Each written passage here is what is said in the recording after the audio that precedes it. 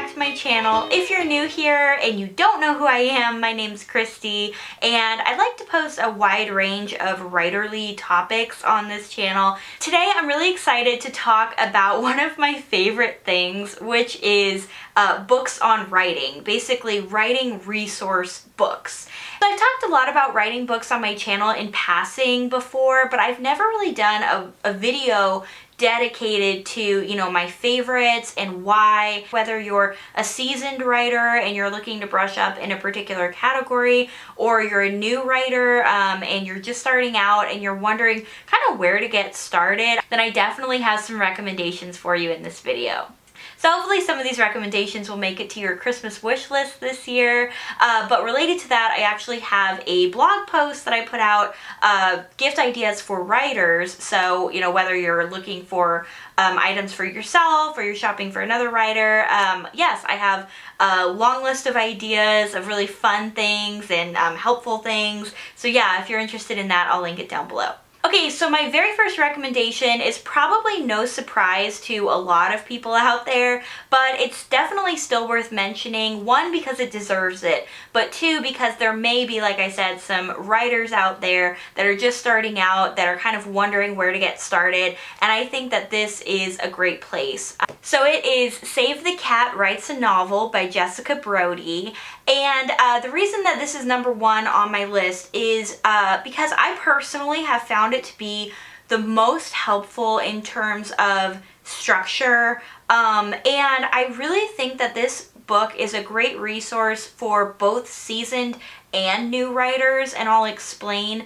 I like the examples that she gives in this book for different genres and different types of stories. If you're not familiar with this book, one of its major selling points is that she has a 16-beat beat sheet. It's very easy to use, in my opinion, just because I feel like it's more straightforward. If you're someone that's looking for that, if you're looking for more of like a template, then I definitely recommend this. You know, some writers, more pantsers, that don't really want that much structure, then, you know, if you're one of those pantsers, it might not be for you. But if you're new to writing and you really want to start diving into more of the technical aspects of writing and structure, then I think you should definitely give it a try. Every time I'm starting a new outline, I'm going back and referencing it. I've used it on 2 different outlines now, and I found it to be very, very helpful. So again, if you're the type of writer that likes structure and you like more of a template, more of a roadmap, then I think you'll really like it. You may still get value out of it even if you are more of a pantser and you like to just kind of see where the story takes you. And I'm going to try to be impartial here, but I still feel like even if you are a pantser, you're still going to need to know a thing or two about structure later on, you know, even after the rough draft. So at some point it's going to come into play, and I do think that this book is very helpful. Okay, and my second recommendation, again, might not come as much of a shock if you've been following me on my channel for a while, because I've mentioned it multiple times already, but again, it does deserve to be mentioned for multiple reasons that I'm going to explain, and it is Plot and Structure by James Scott Bell.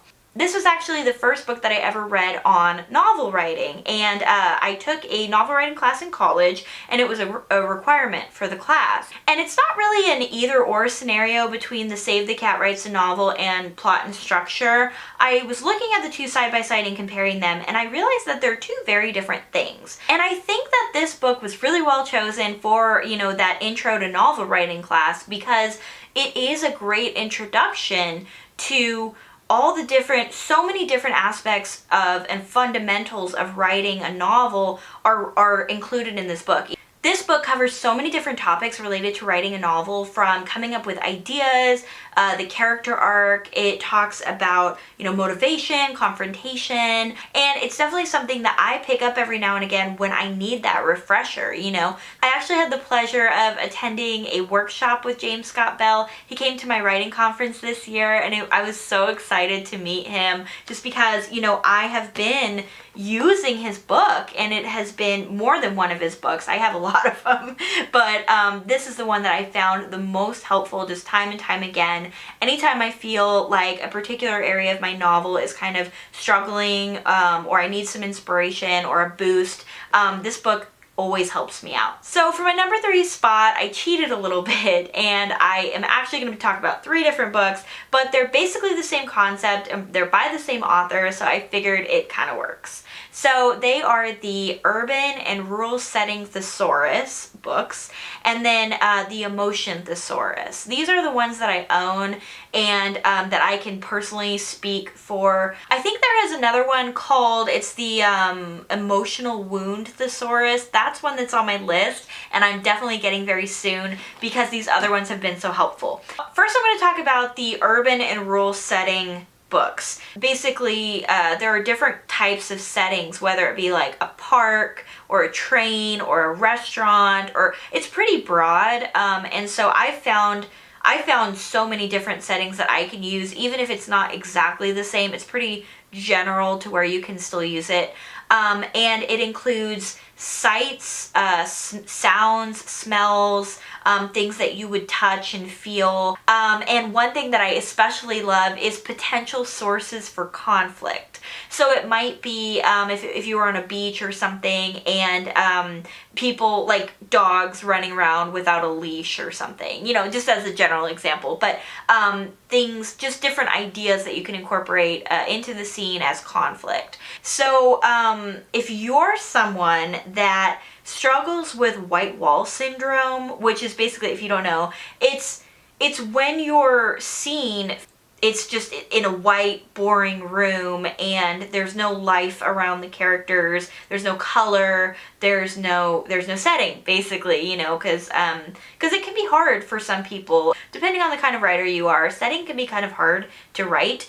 So I think that it's really helpful because, you know, for one thing, you want to try to set your scenes in interesting locations, and because of that, sometimes it's a little bit challenging if, you know, maybe you want to set your scene somewhere that you haven't really been or spent much time in, and you still want it to be accurate and feel realistic. And this is really great because I think, if I'm correct, the authors said that they went to all of these places specifically for the book, for the research. But like, for example, one of the settings is park, and they have, you know, some sites would be ducks and swans paddling in a pond, covered pavilions with picnic tables, a gazebo, a couple having their wedding photos taken, fallen leaves carpeting the walkways and lawns. Some of the sounds might be people talking as they walk or hang out, dogs barking, birds chirping, rain pattering against the leaves. A lot of times those little details are the things that really make a difference. So that's why I really love the ones on setting. I wanted to talk really quickly about the Emotion Thesaurus. So the Emotion Thesaurus is broken out by, you know, emotions, various emotions, and it includes like physical descriptions of how that emotion might play out for your character. It also includes internal sensations, and then it has cues of, you know, suppressed emotions, whatever the emotion is, like suppressed anger or something, and cues of acute or long-term anger or stress or whatever it is, you know, whatever the emotion is. As an example, I chose the emotion guilt, and it gives a definition, a feeling of culpability over an offense. Some examples of physical signals would be averting or lowering one's gaze, blushing, lying, consuming antacids, repetitive swallowing, a quivering chin, pulling at one's collar, and then, you know, internal sensations might be an upset stomach or a tight chest, and mental responses, replaying what happened, anxiety, an inability to concentrate on anything else. These are just a few, but there's a long list of things. And so one other thing I wanted to mention about this Emotion Thesaurus is this also has been helpful for me if sometimes I'm having trouble even identifying what the exact emotion is that my character is feeling.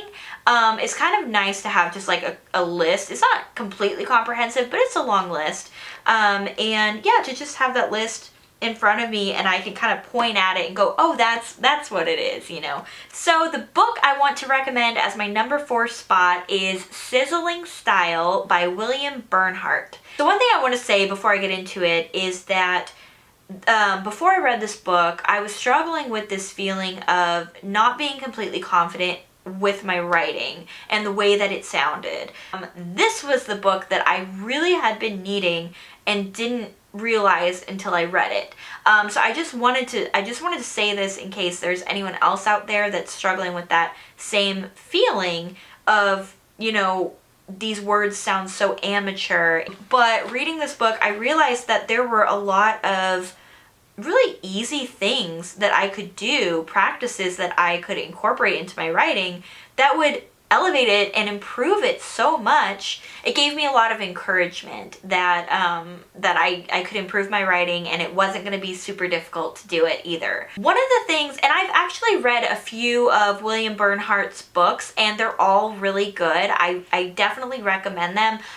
One of the things that I really like about his books is that it's not just one thing. First of all, they're very short and they're very easy to, which is a good thing. I love short books, especially reference books. I don't like when people kind of ramble on about something. I like just kind of short and to the point. These are books that you can fit into, you know, one day if you really wanted to, or a couple of days. And he fits a lot of tips and advice into his books. So in Sizzling Style, for example, he gives you guidelines on formatting your manuscript for submission, for like querying, you know, to agents. So, and that was one of the things, but he has a lot of really good stuff in his books. But one of the general takeaways that I got out of reading this book is that I really needed to start using a thesaurus, particularly when I'm revising, but also when I'm drafting. I just finished NaNoWriMo, and I always had a thesaurus up whenever I was writing, because if I felt like I was using the same word over and over again, I would, you know, type into the thesaurus and find something else.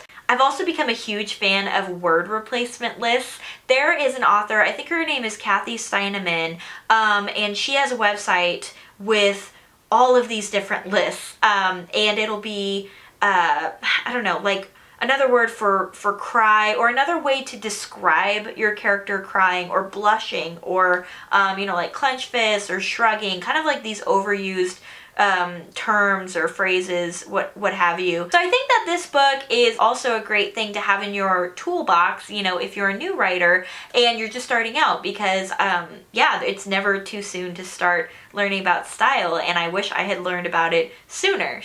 And my number 5 recommendation is Conflict and Suspense by James Scott Bell.